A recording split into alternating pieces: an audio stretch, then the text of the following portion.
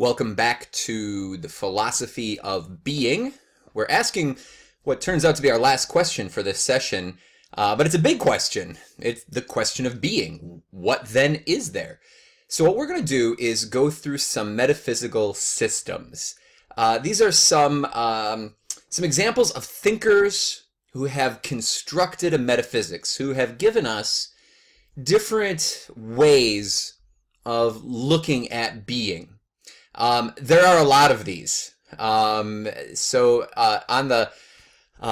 Populi, I gave you a supplement that goes through some that I'm just not going to discuss here. So the ones I picked to discuss are those that are most influential, at least to the Catholic tradition and maybe a little bit beyond. The others are influential in different spheres, have been influential in different points in time, but we're only going to go through some. If you're interested in this, you can go and look at the supplemental notes on Populi. I think with that, we can just dive in. What then is there? These systems go somewhat in chronological order as well. Settle in. This might be a little bit longer. And feel free to pause it and go get a snack in the middle if you need to. So let's start with physicalism or materialism. Now, we've actually already hinted at this in a couple other contexts here.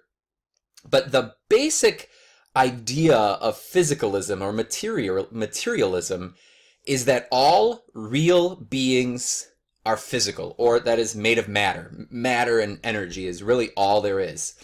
There exists nothing that is not physical, right? So what's that going to discount? That's going to discount spirit, soul, non-physical mind. It's going to discount or exclude the classical notion of God as non-physical. And it has a long history. Physicalism or materialism goes back to the ancient philosophers. Some of what we call the pre-Socratics before Socrates, some of the earliest recorded philosophers were thinkers who believed, some of them at least, that everything was made out of some one particular kind of matter. So some names you'll hear in what we call pre-Socratic philosophy before Socrates. Thales believed that everything was water. Anaximander, everything was a kind of neutral, formless material. Another philosopher believed that everything was air. Now, there's a reason that the pre-Socratics are all lumped together, and Socrates is seen almost as the father of Western philosophy. Sure, not everything's air, not everything's water. We all know that. But different versions of this physicalism or materialism persisted. You have the ancient Greek atomists. Think of the word atom, a small, little, indivisible piece of matter. Someone like Democritus in the 5th century BC. For the atomists, everything is composed of these atoms, physical particles, which are not further divisible. All the things we observe in the world are just collections of these ultimate bits of little matter, which randomly coagulate together owing to the force of a vast cosmic swirling force. Now, if you think about it, that's a pretty ancient idea, the 5th century BC, but it's very close, at least in concept, to the physicalism of today. You have someone like Thomas Hobbes in the 16th into the 17th centuries. He was an atomist with regards to all creatures and at least a materialist of some sort, even if his view of God. So yeah, for Hobbes, God is material, or at least extended, or that's another word for spread out in space. And then you just have the physicalism of the 19th, 20th, and 21st centuries. It's a very popular philosophy today. The metaphysical doctrine of physicalism is received in the view of many strong support from the advance of the physical sciences in their explanatory and predictive power, right? In particular, Darwin's account of biological design dealt a blow to one historically compelling design argument for the existence of a trans-physical intelligent creator of the universe. And many believe that advances in neurobiology have also diminished the need to postulate any kind of non-physical soul or mind.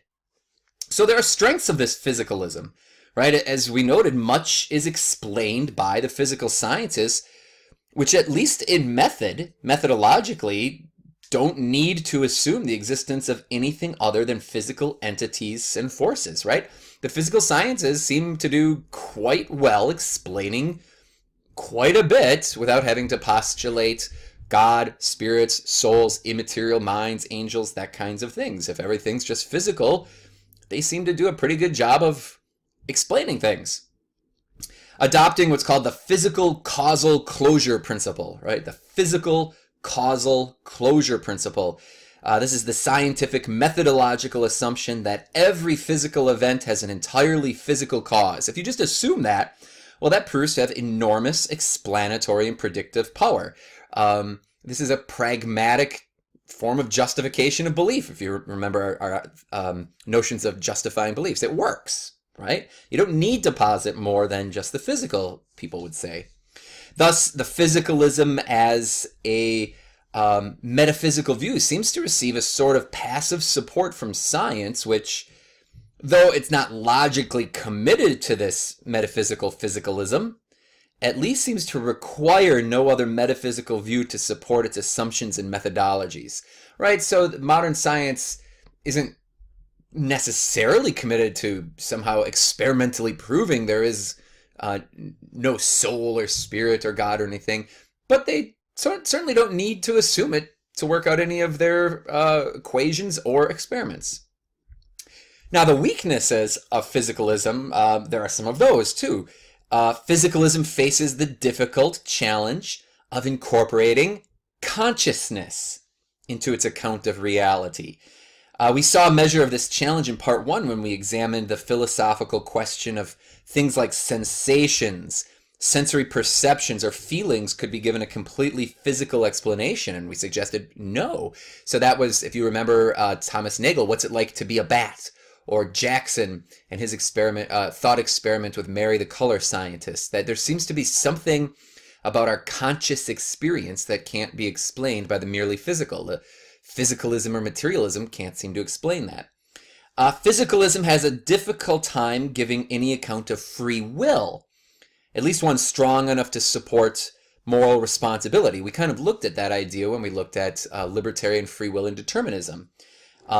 It would seem that a physicalist account almost has to give perhaps a determinist account of free will, and at best a compatibilist one. The so-called compatibilist account favored by many physicalists concedes that all human desires and behaviors are determined.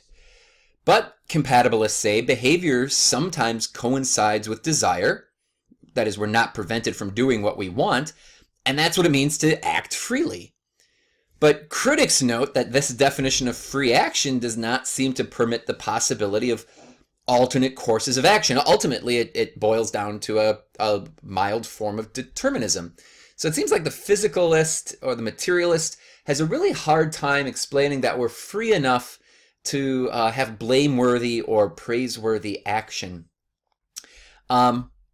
As will another point against the physicalist we'll discuss in our next session on God, physicalism faces enormous challenges offering a satisfactory answer of why there's something rather than nothing.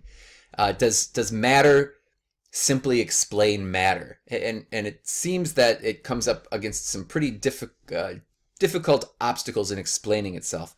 And I'll note also that physicalism has a hard time explaining rationality. I think I've alluded to this in a class before as well. If our minds and the functioning of our minds are ultimately determined, they're just absolutely determined, and they're determined by non-rational forces, right? They're determined by the forces of nature, right? Atoms bouncing around according to the laws of nature. Those are non-rational forces. Well, then I have no reason to trust that my reasoning is rational, right? There seems to be no basis in the non-rational laws of nature bouncing around in my physical brain to create rational thought. So it seems that physicalism actually, as an argument, undermines itself. It cuts out reason from itself. Okay, So physicalism, ancient but very new as well. Another very influential metaphysics is Platonism, right? Too far. Platonism. Platonism, the basic worldview here comes from Plato. Plato was the disciple, the follower, the student of Socrates around 428 to 348 BC. And in his great dialogues, he wrote these dialogues, characters talking to one another, two great ones called the Timaeus and the Republic. He writes of three eternal, uncreated realities. These things that just exist. The first is the world of ideas. And this is, if you study Plato and Platonism, this is one of the key ideas, this world of ideas. These are the changeless archetypes, or you'll hear forms. Now, we've already mentioned forms with Aristotle, and we'll come back to forms again, but they're a little different for Plato. They exist kind of out there, this world of ideas, or the forms. For example, goodness, beauty, mathematical ideas, the perfect ideals of every kind of being, so perfect humanness, perfect catness, etc. All of those are forms, and they exist out there. Thus, Plato espoused the strongest version of realism regarding these kinds or universals.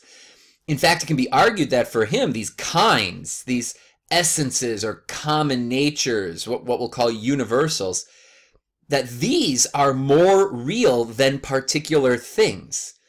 Goodness, the form, is eternal, whereas particular examples or instances of goodness are fleeting, temporal events or properties of changing things that come and go and never represent the perfection of goodness.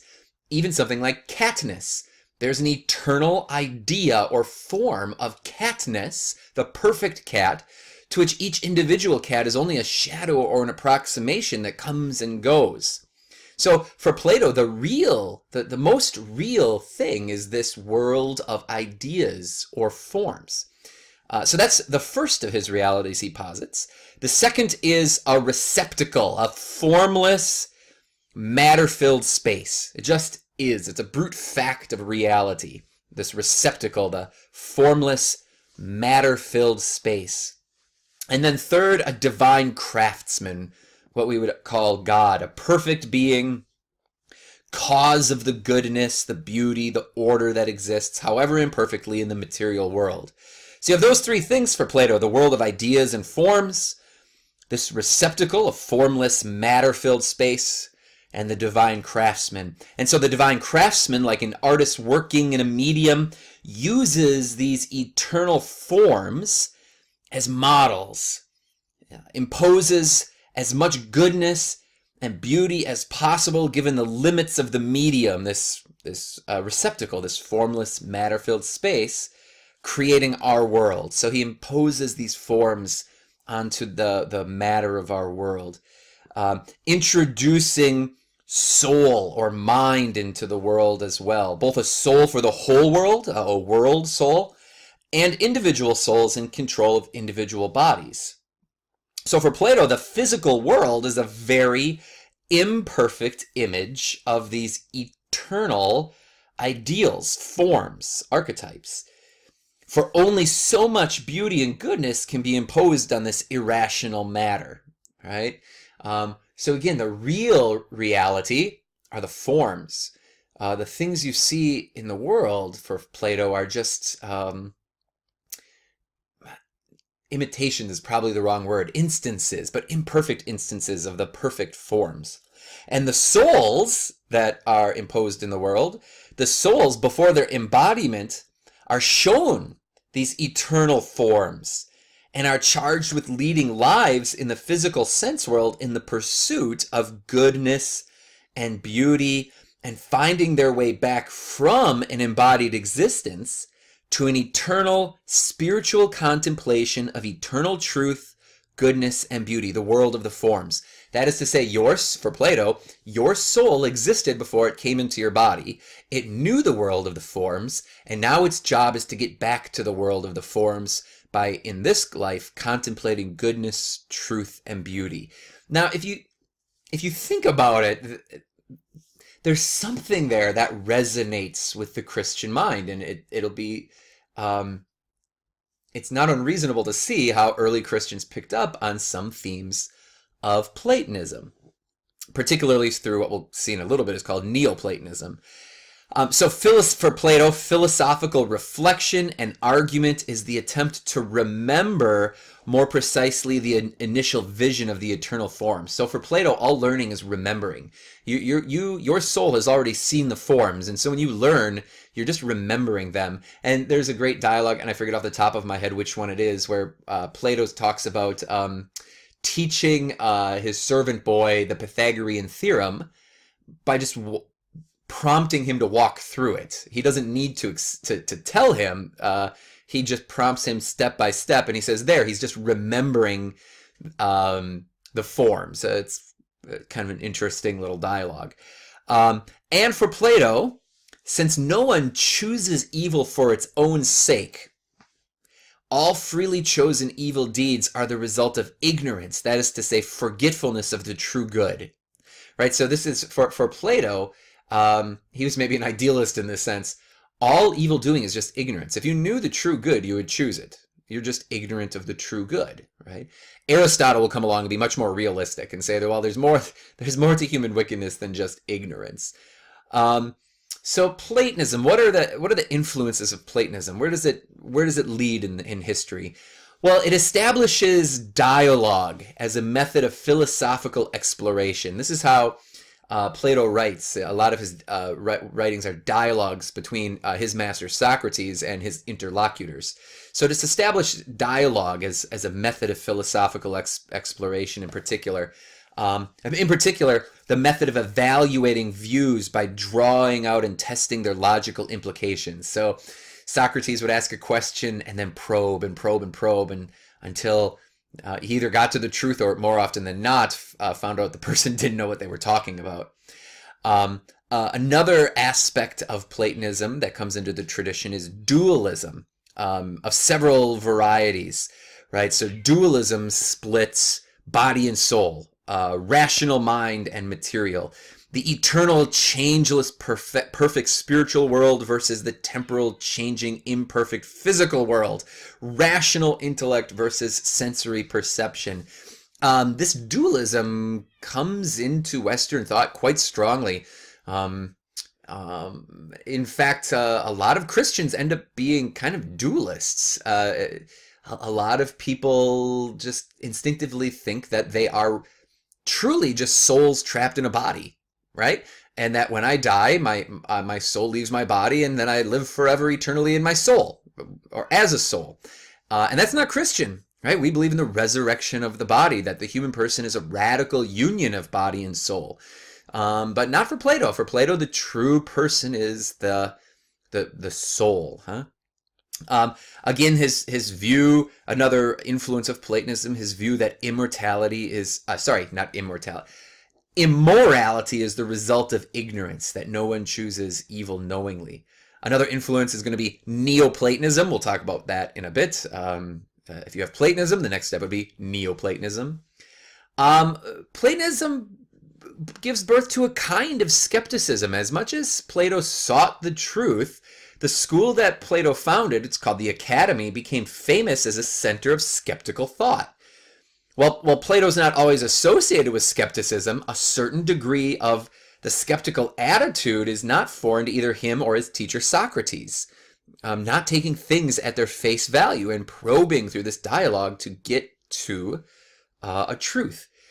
And there is a profound influence on early Christian thought of Platonism, although most often through the lens of Neoplatonism. So Platonism comes into the Christian tradition, especially the early fathers, through the later Neoplatonism, which we'll look at in a bit. Okay, we'll move on to Aristotelianism. So Aristotle follows on Plato.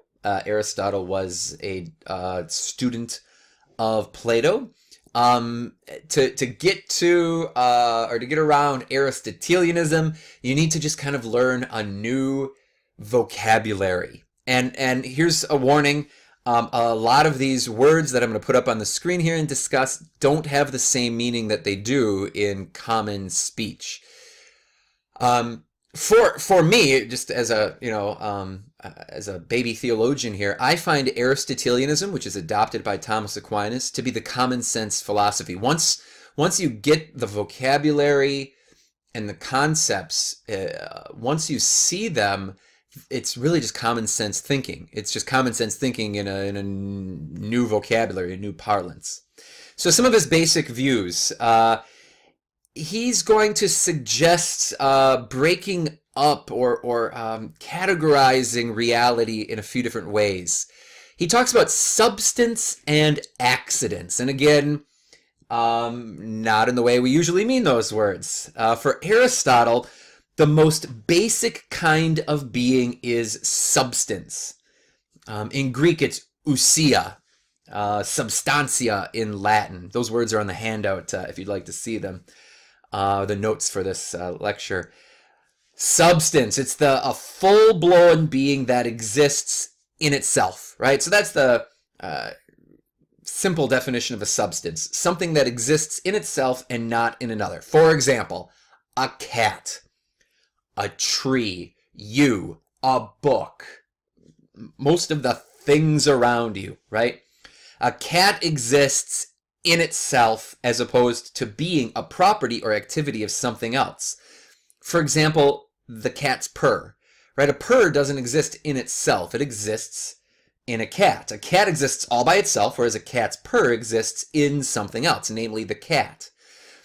So roughly, very roughly, we might say that substances are the things we see in the world, and accidents are their properties, right? What a thing is versus how it appears. Now that's not a perfectly accurate description, but it works for our purposes here.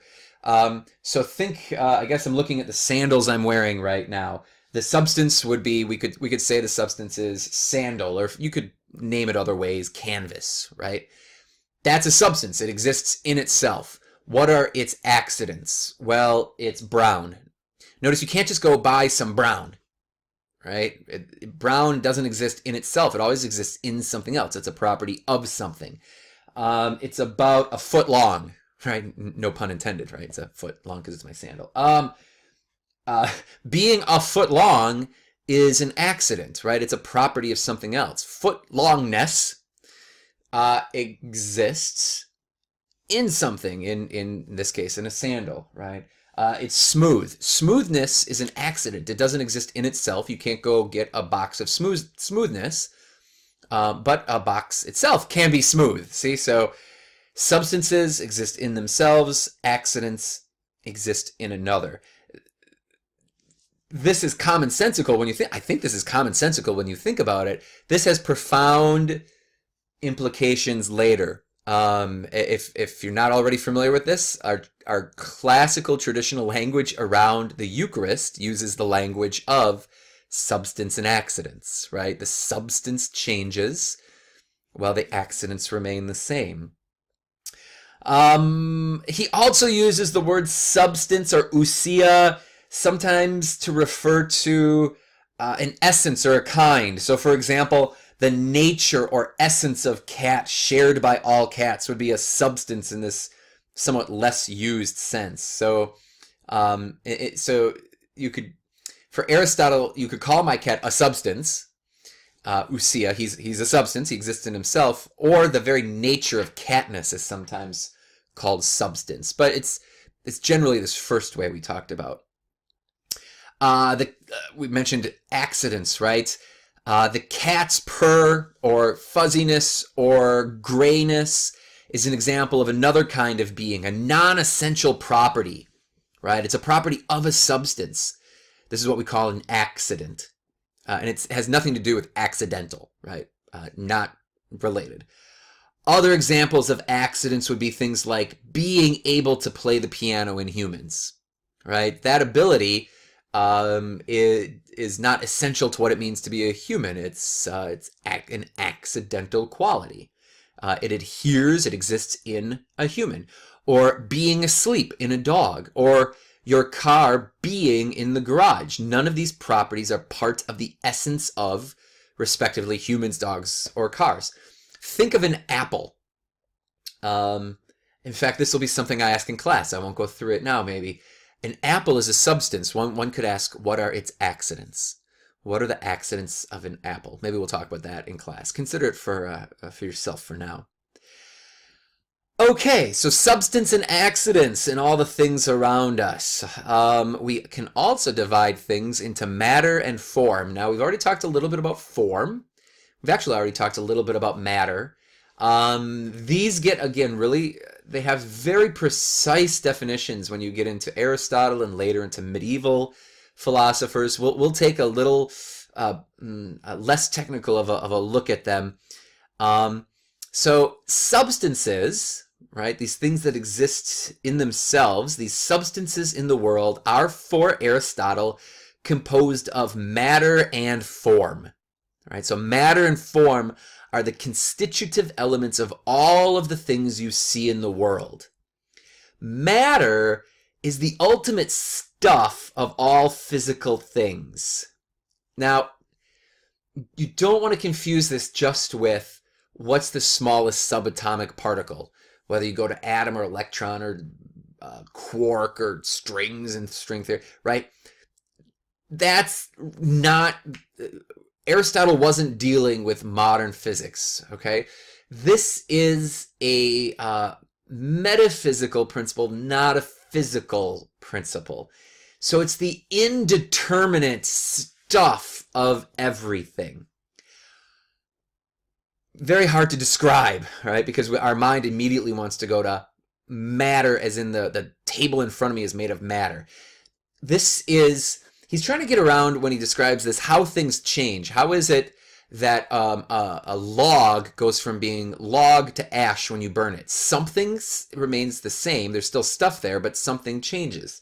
So he's going to say that the stuff that remains the same is matter, whatever that is. It's this indeterminate stuff. What gives it the reality that it is, that thing that changes in change, is form.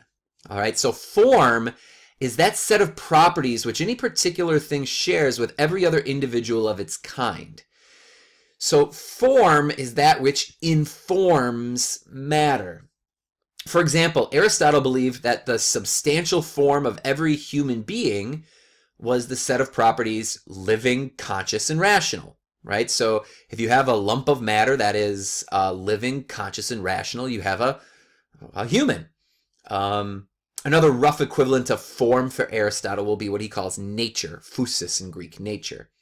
Now, okay, that I know this is hard to grasp, but we all have some concept of matter and form. Again, this is a rough example, not technical, but my son, my little 3-year-old, he dumps out his Lincoln Logs, right? There's a big pile of Lincoln Logs in the room. On the floor, just a big hump, a heap of Lincoln Logs. That pile of Lincoln Logs could be likened to matter, okay? But it's without form, right? Once we put it all together into a particular kind of structure, it looks like a log cabin. Now that matter has been given the form of a log cabin, and now that's what it is. Now that analogy limps because actually Lincoln Logs on their own have form and matter. They're the form and matter that compose a Lincoln Log. But I could use that same matter and apply a different form, and now it is a... I don't know what else you make out of Lincoln Logs. It's not a log cabin. It's an outpost tower. I don't know, right? Same matter, but now given different form. Aristotle kind of thought that's how everything exists. There's some kind of basic prime matter out of which everything is made, and then this matter receives different kinds of forms that make that into make that prime matter into the things we see around us. And the reason that one tree is of the same kind as another tree is because they have the same form, the form of treeness. But the reason that the trees are distinct is because they have different sets of matter. Now, again, I've got to say, once you really start to think about this, as long as you don't conflate it with modern physics and you start getting into atoms and things, this makes sense, that things change by taking on different forms, right? This becomes important too, matter and form, and by the way, we talk about sacraments. So in a couple years, you'll get to that with our sacramental theology class.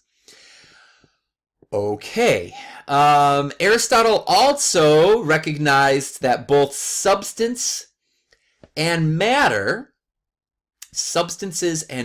were alike in that they both served as a sort of underlying owner of properties.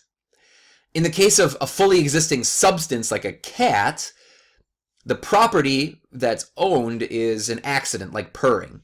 In the case of matter, the properties were those essential properties that made that particular quantity of matter into a particular kind of thing, like a cat, right?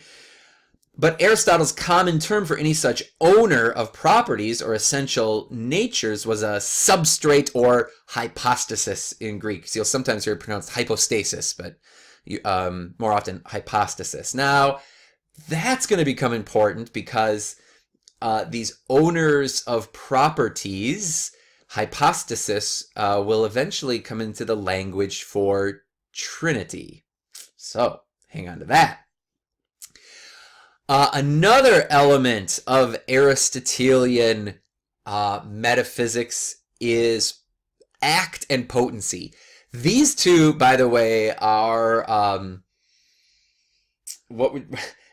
these get a lot of mileage if you start to learn the philosophy and theology of Thomas Aquinas, which I hope to teach you some as we go through some theology together. Act and potency become very important. He builds a lot of his, Thomas Aquinas does, and the classical Christian tradition builds a lot of its theology of God from the notions of act and potency. And again, these are very, once you get the concept, very, very commonsensical distinctions. So act and potency. Aristotle believed that in order to fully explain the reality, the really existing beings in our changing world, that we would need to make a distinction between what anything at any point in time actually was, which he called act, we might call actuality, act, distinguish that from another real element in everything, potency. Potency is the capacity to be something different than what or how a thing is at any given time. So, for example, the present act of the object I'm sitting on is to be a chair. Notice that it's not just it is a chair, the is part is an act. Its act is the act of being a chair. That's its act right now. But that object has the potency to be smoke and a pile of ashes if I were to burn it. And all of a sudden matter and form would come into that, right? The matter would take on a different form. But notice the chair actually is in the act of being a chair, but it is potentially smoke and ashes, right? Or I am presently in Greendale. That is a part of my act. It's a non-essential act. It's actually a accidental act. But I have the potency to be in Racine, right? Notice that the former, the chair one, that would be an example of a potentiality for a substantial change, changing from one thing, one substance into another, where the later, moving from one place to another, is an accidental change, right? Now, notice potentiality is really is an actual characteristic of a thing. All right? That is, things don't have just absolutely unlimited potencies. And this is what we have. This is the important thing to understand about act and potency. A thing in act is actually what it is now. So a great example would be a rubber ball, the kind of rubber ball you played kickball with in the playground in grade school, right? Rubber ball, big rubber ball. That's what its act is, to be a rubber ball. It has the potentiality to be a pool of liquid rubber if I heat it up, right? That's an actual characteristic. That's something in the nature of that rubber ball, that it has that potentiality. It does not have the potentiality, at least naturally, to sprout wings like a dove and fly away. That is not part of its potency, right? So something to note here is potency isn't just this random, oh, anything could be anything. No, part of a thing's nature is that it has certain potencies and not others. Now, all of that should sound very mundane, very straightforward, but once you accept act and potency, you actually, we'll see in part 5, Thomas Aquinas will argue to the existence of God through act and potency. Because ultimately he'll say there's something that is pure act, but I'm getting ahead of myself. Okay, remember last time we talked about cause. What is cause and causation? Well, Aristotle gives us 4 causes. Normally when we speak of causes, we usually boil causes down to 1. He talks about 4. He generalizes this account of matter and form, and then adds 2 other sorts of explanations. So we're going to have a material form, a material cause, a formal cause, and then 2 more. With those 4 causes, Aristotle will organize all explanations of being and change into 4 causes. That is 4 factors that go into the becoming and being of anything. These are the explanatory roots of anything. If we want to understand something, we would look to its 4 causes. So a material cause. Now, this one's pretty commonsensical. It's just the stuff out of which something is made. So for example, the cellulose that constitutes a tree would be the material cause of the tree. Or the wood of the table would be the material cause of a table. Or even truer to Aristotle's logic, the bottommost level of matter, which is itself formless, the pure receiver of form, that is the ultimate matter which makes up the cellulose in the case of the tree and the wood in the case of the table. So what's the material cause of my house? Well, it's bricks and wood, right? What's the material cause of my body? Oh, I don't know. It's a lot of water and carbon and oxygen, whatever, right? So the stuff that makes it up. Formal cause, again, think form in the Aristotelian sense. This is that set of properties defining a physical object to be an object of a certain sort. So, for example, the formal cause of a table would be just the properties that define a table. Flatness, being horizontal, firmness to some degree, elevation, those kinds of things. I hesitate to use this example. I don't know how accurate it is, but it seems to me that the material and formal cause could be likened to the hardware and software of a computer, right? The hardware being the material cause and the software being the formal. I think that works. Or my house, the material cause is the wood and the bricks. The formal cause could be considered the blueprints or the plan in the mind of the builder. It's the properties that make the thing what it is. Then there's the efficient cause. This is the power or agency, in human terms, the person, which acted on matter to give it a certain form, right? This is the notion of cause most closely linked with our ordinary concept of cause. When we think of what causes a thing, we usually think actually of an efficient cause. So in the case of the table, it would be the carpenter, or all the elements in the furniture factory that brought it together. In the case of my house, it would be the carpenters and building crew. They're the efficient cause. They're the agent, the agency that brings it about. And then final cause. Again, this is one that gets a lot of mileage once you see that things have final causes.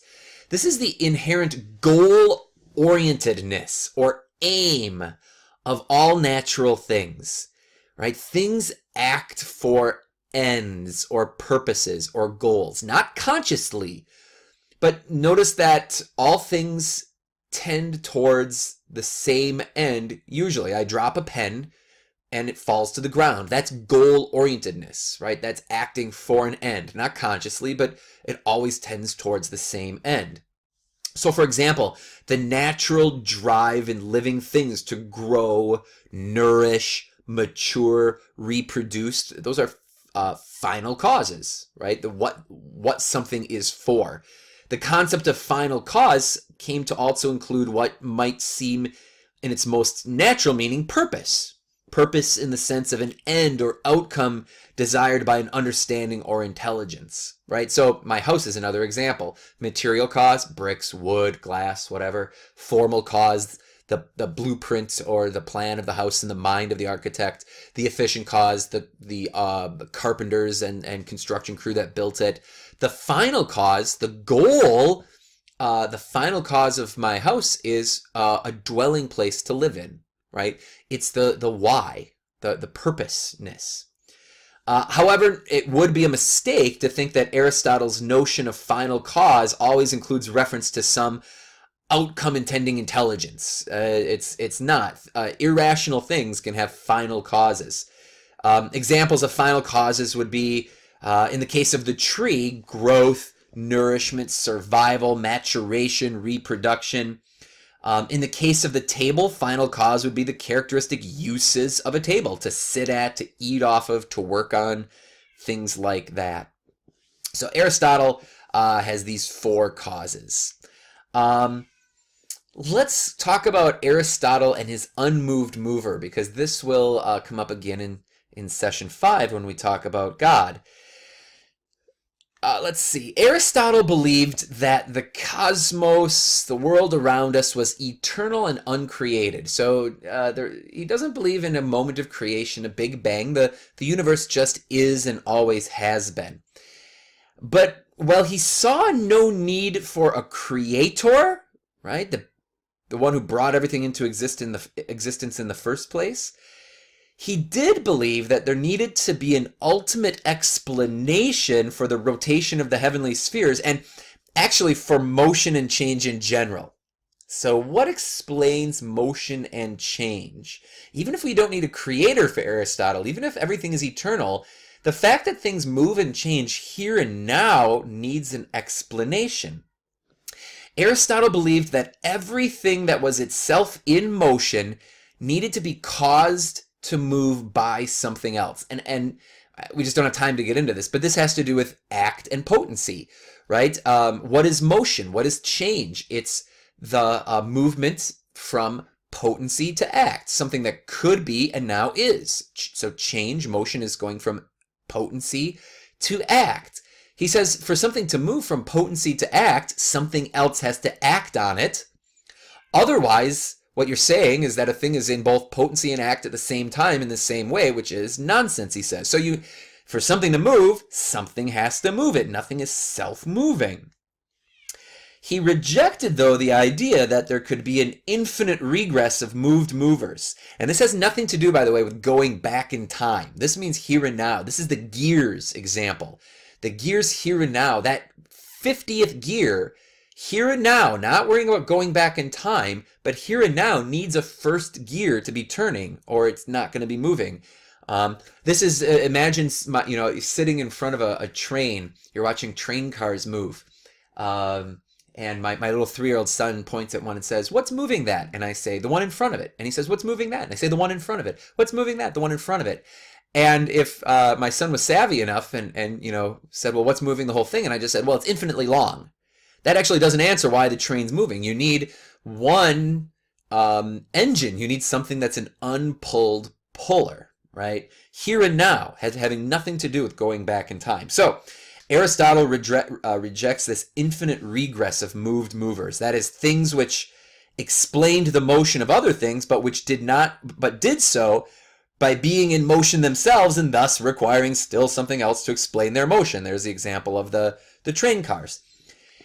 He thus concluded that there had to be something which caused motion, but was not itself in motion, and which thus would not need anything else to explain its causation or motion, right? There has to be an uncaused cause or an unmoved mover, right? For this unmoved mover, he means this in two senses. Nothing caused any motion in it, for it's not in motion. There it is, for it's not in motion. And while it causes motion, it does so without itself being in motion. For example, if you want to think of something causing motion without itself being in motion, think of beauty. Beauty can move us without itself engaging in any kind of motion, of movement. This unmoved mover, Aristotle believed, could only be pure spirit, as everything in the material world is in motion and thus requires a mover. The unmoved mover, in Aristotle's view, also had to be pure act, pure actuality. That is, be entirely without potency, no capacity to change. Because the same principle which applies to motion also applies to change.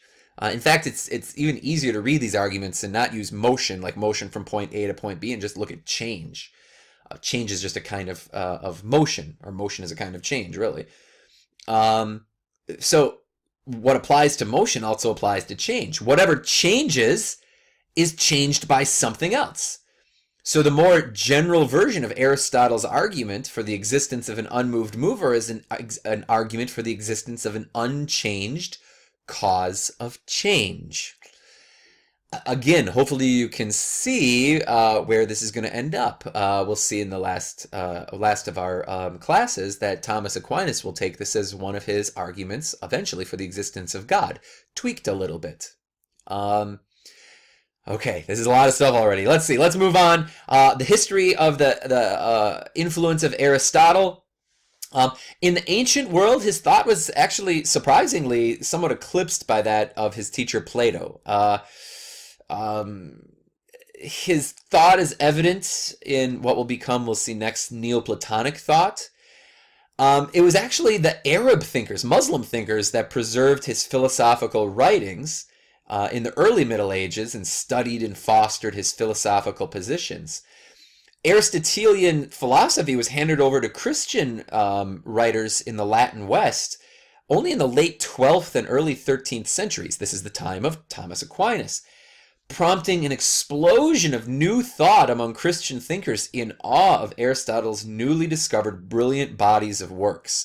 And so there was this move towards positing Christian beliefs in terms of substance and accidents and matter and form and potency and act, and it actually gave great wealth. Again, if you were to get on board with me and say, yeah, this is actually, once you get the terms down, this is common sense thinking, common sense philosophy, this is a common sense way to look at the world and the way things work, well, the common sense way is going to do really well with theology, and we'll be able to dive into that a little bit. Thinkers like Thomas Aquinas attempted to use Aristotle's philosophy in his study and articulation of the faith in much the same way that early Christian thinkers like Augustine used Platonic and Neoplatonic ideas in their quest for deeper understanding of the faith. Okay, if you need to take a break, now is the time. We got a couple more to go. How many more do we have to go? Two more. Okay. Let's feel free to pause, but I'm going to move on to Neoplatonism. Neoplatonism, a big name in Neoplatonism would be Plotinus. Now you're moving into the 3rd century AD. So this is the 200s after Christ, right? So this is the time of the early church fathers, the birth of Christianity. The basic worldview here is that the ultimate source of all being is an absolutely simple reality, appropriately referred to as simply the One, capital O. This being is so simple that all descriptions of it must be avoided, because descriptions imply a kind of complexity, right? Of the descriptive property and the subject or owner of the property, and thus would violate the absolute simplicity of the One, right? So as soon as you try to describe it, you're attributing some sort of complexity to it. No, you can't describe that which is ultimately just the One, simple the One. The One can really only be approached through mystical experience, not through any rational, discursive, logical thought. The One is conceptually transcendent.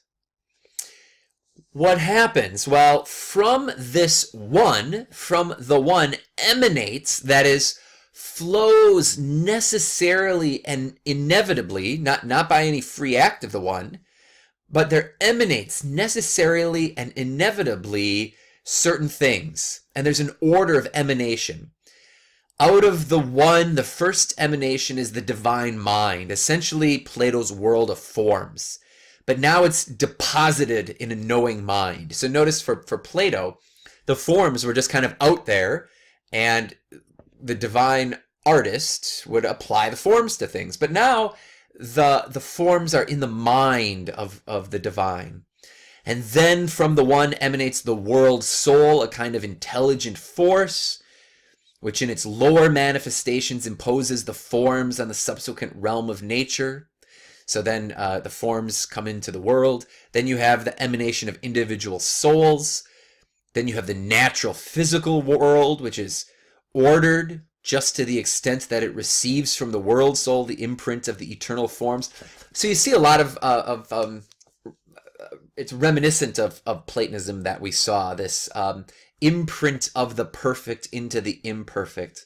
And then comes pure matter, which apart from form is practically nothingness. So everything comes forth from the One in this emanation. And the natural goal of finite rational souls, that is us, the natural goal, is to return to the contemplation of the One whence they emanated. This is a pattern called exitus reditus. Exitus, leaving, emanating, reditus. These are both Latin terms. Reditus, return. This gets a lot of mileage in early Christian thought too, right? We have gone forth from God, and our ultimate destiny is to return back to God, right? Christ descends into our human nature to pull us back in return with him into the divine nature. Exitus reditus. For Neoplatonism, evil is not defined as ignorance, but evil is defined as non-being, right? The farther out from the One, capital O, the farther out from the One, the less being there is, right? The further the emanation, the less being there is. You go from the divine mind all the way to this pure matter, which is almost nothingness. Thus, matter is the least real and the least good thing. Also coordinated with the least good and the closest to non-being and the furthest away from the One is separation, disunity. These are evils, right? Separation, disunity. Moral evil is the choice of relative non-being over being, and the choice of disunity over unity. Both movements away from the perfect unity of the One, right? That's going to have large impacts on the Christian notion of evil. How is it that God does not create evil, right? I think we've talked about this too, and we will again, the problem of evil. Well, if evil is non-being, it's not something created by God in the first place. We'll talk more about that. The influences of this Neoplatonism, it's popular. It was a popular kind of quasi-religious philosophy in the late Roman Empire, and it profoundly influenced many Christian, early Christian fathers, particularly St. Augustine is credited as being heavily influenced by this Neoplatonism. Okay, you're with me almost for an hour now, and just in this video, let's talk about the last of the metaphysical systems we'll look at, the last answer to what then is there. This is the metaphysics of St. Thomas Aquinas, Thomism. 13th century, he lives from about 1225 until 1274. Where do I start here? Okay, some basic views. Thomas, what does he do? He combines Augustinian Neoplatonism with Aristotelianism. So he largely takes on the language of Aristotle in particular.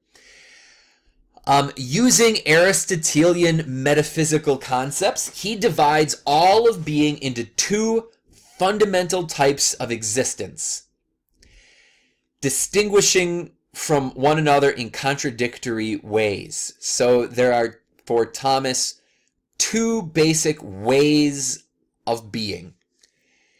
There are creatures, right? Beings in the world that we encounter in our everyday experience. So this is everything around you. So one type of being is all the stuff you see. And he'd actually lump into this angels as well, right? Creatures. Well, what distinguishes creatures? They're composite. Right? They're composite. They're complex. They're put together, right? That is, they're not simple. They're composed of parts or distinct aspects. For example, a cat is composed of many distinct features and physical parts. I mean, everything in the material world is composed of at least physical parts, right?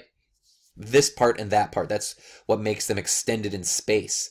And at a very fundamental level, they're composed of matter and form. Matter and form, right? Everything that you see in the world is composed of matter and form. Another piece of being composite is that we are a composite of essence and existence. Essence, what we are, is combined with existence, that we are. Even an angel that doesn't have matter, it's just pure form, is still a composite of essence, what it is, and existence, that it is. So all created things are composite. They're complex, put together of distinct aspects. They're also finite.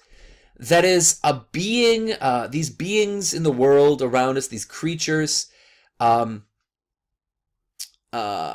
beings that are most fundamentally limited to performing just the particular acts of existence that constitute its substantial form and its accidents and not others. Okay, that's a complicated sentence. That means that I am finite in that my act of existence, and remember we talked about before, the act of existence is itself unlimited. My act of existence is limited by my nature or my form. I can only do human things. I can't flap my arms and fly like a bird. I can't do echolocation like a bat. I can't melt into a puddle of rubber like a rubber ball. My act of existence is limited by my nature or form, and in that sense, I am finite. So, for example, a cat is a cat and not a human or a plant or any of the other beings that exist. My cat is limited to being a cat.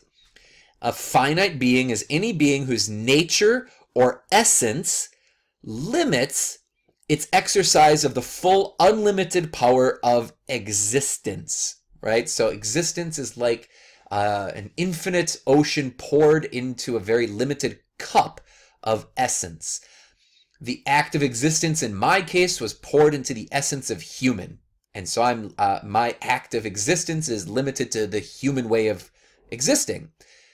The unlimited act of existence was poured into the essence of my cat as cat, and it is limited to acting or its act of existence is limited to acting like a cat. Now, by the way, we're right now a couple hours in at the pinnacle, the height of metaphysical thinking. So if this is going past you a little bit, I sympathize, okay?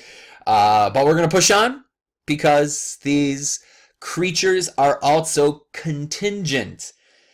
That is, they're dependent on another being or beings or state of affairs for their existence.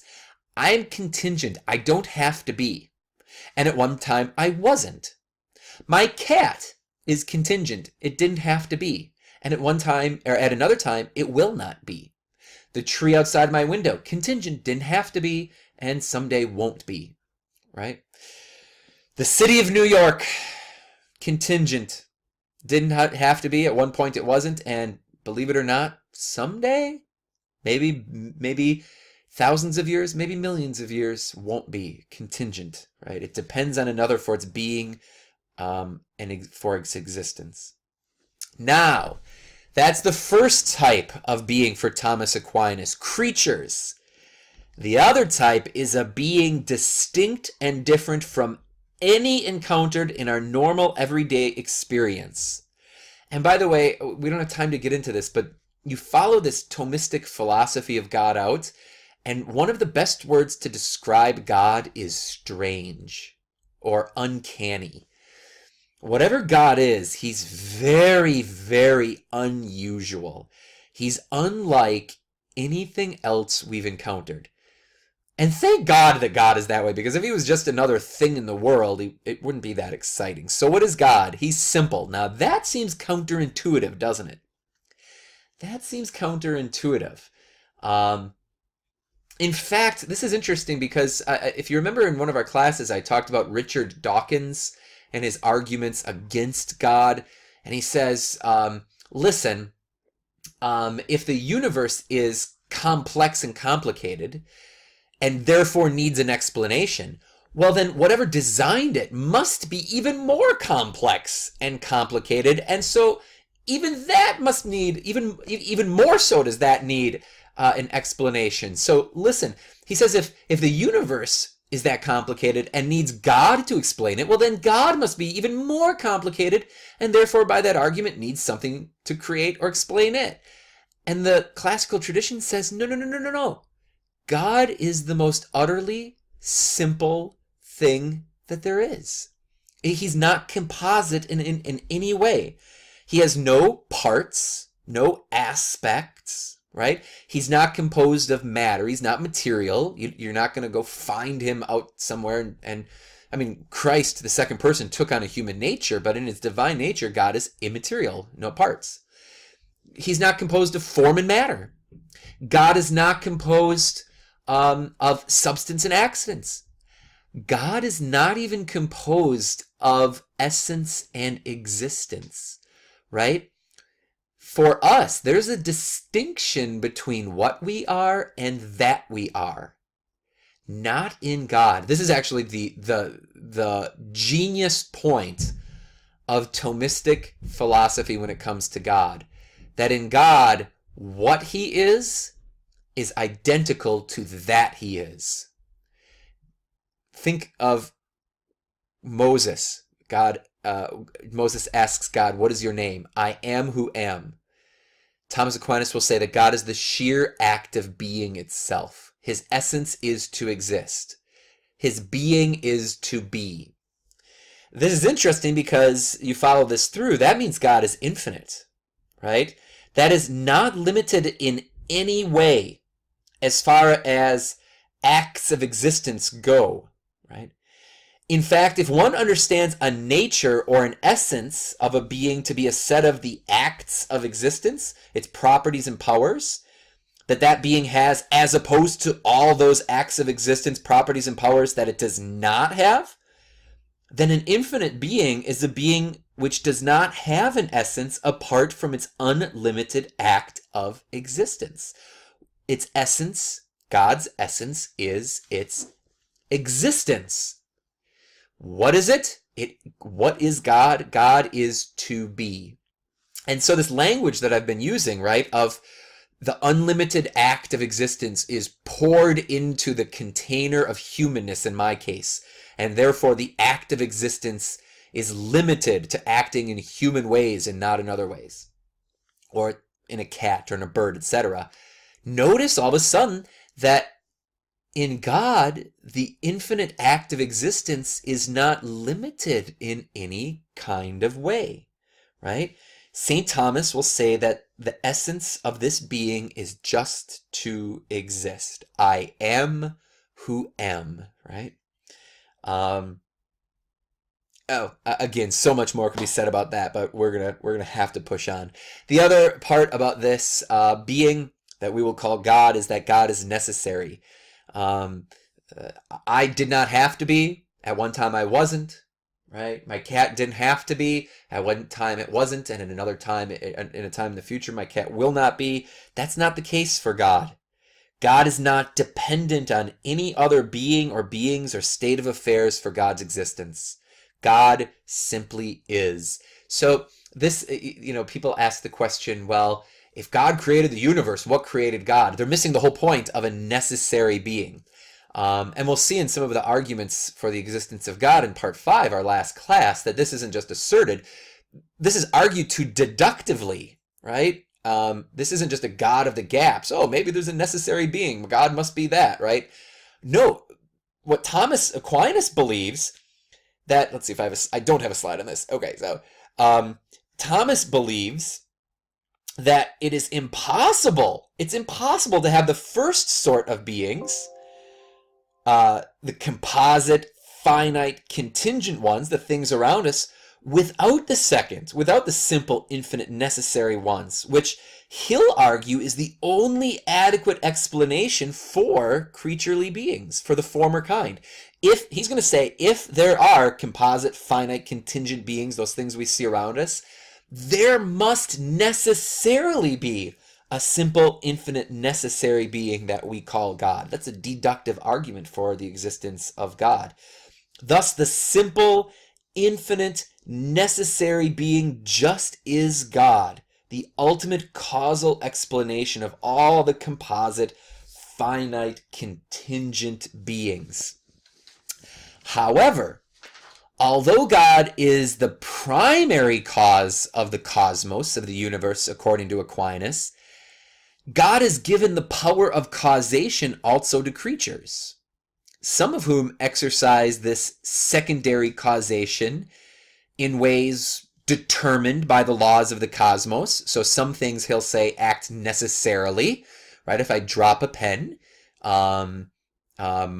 it's not simply that God causes the pen to drop, but that there are secondary causes, right? That he allows to be causes, gravity, right? And that happens necessarily, right? Some causes, these secondary causes, are necessary. Well, other of these secondary causes are not bound by determining laws, but through a genuinely originating, by a genuinely origination, indeterminate causation. That is free will. So point being here, for Thomas, yes, God is the ultimate cause of everything, but he shares his causation with his creatures, secondary causes. Some of those causes act necessarily. Some, he says, act contingently. That is free will. We'll have to get into that much more later on. And finally, St. Thomas is going to use Aristotelian distinctions such as substance, accidents, form, and matter to analyze the structure of being and to attempt to illuminate theological and doctrinal truths. So this is some of the great work of St. Thomas Aquinas, is taking these matters of God's revelation and using these Aristotelian tools to try to explain them, right? To look at their causes, to, as far as human reason will allow, to dive into the mysteries using these particular tools. And the Thomistic system over the last 800 years, since the 13th century, has, in the history of the Church, been rather favored, and in official documents is even still favored today. Okay, that's a tremendous amount of stuff. I know this video went long, so hopefully you took a couple breaks in the middle. When we come back to class, we're going to dive more into this stuff, and what this is leading us to, as you could tell, is moving from being in general, some of these metaphysical systems, to that being which is being, and that's God. And that will be our final session in this look at the philosophy of knowing and being.